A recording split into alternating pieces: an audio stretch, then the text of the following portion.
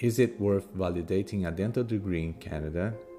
I asked myself that question many times, because when I moved here in 2017 as a dentist from Brazil, validating my degree wasn't my priority. My priority was simple: build stability, support my family, and obtain permanent residency. In 2016, my wife and I decided to leave Brazil. I won't go into the details of why we made that decision, but if you're watching this video, you probably understand or even share some of those same reasons. And you know it's not an easy decision. After a lot of discussion and research, we chose Canada. Neither of us had ever visited the country before.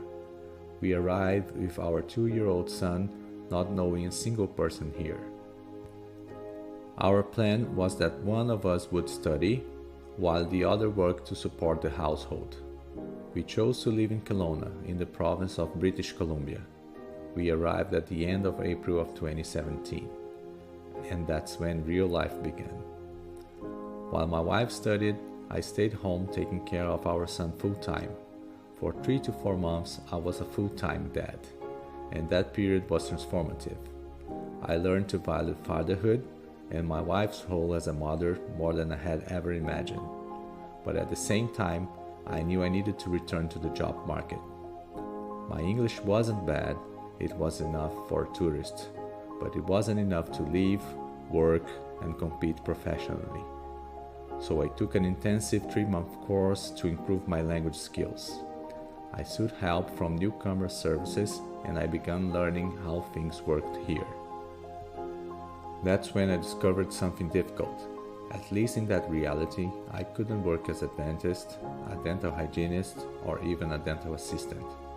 And that's when I had to adjust my expectations. My first job in Canada was at an optical store. Months later, I was hired as an assistant in the office of a retina surgeon, where I still work today.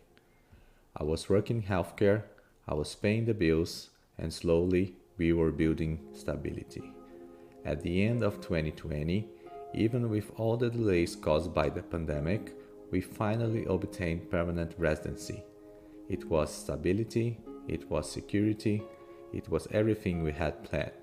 And recently, I also became a Canadian citizen. But after some time, I began thinking long term. And that's when something started to worry me.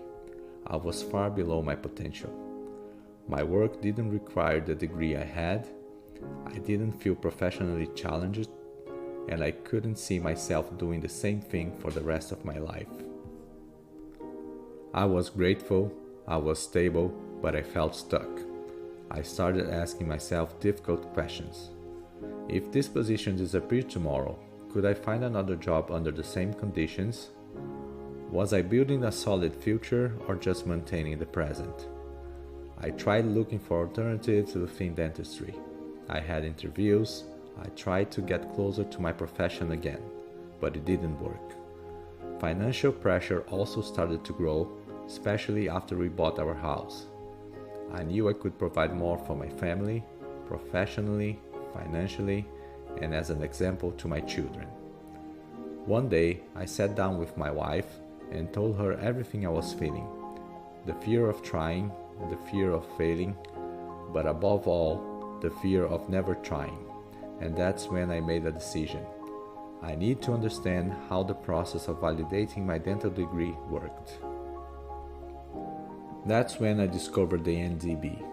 I discovered the exams, I discovered the costs, I discovered the complexity. And even so, I decided to start. Today, I'm in the middle of the process. And I know many dentists trained in other countries are asking themselves the same question I once asked. Is it worth it? This channel exists to document this journey.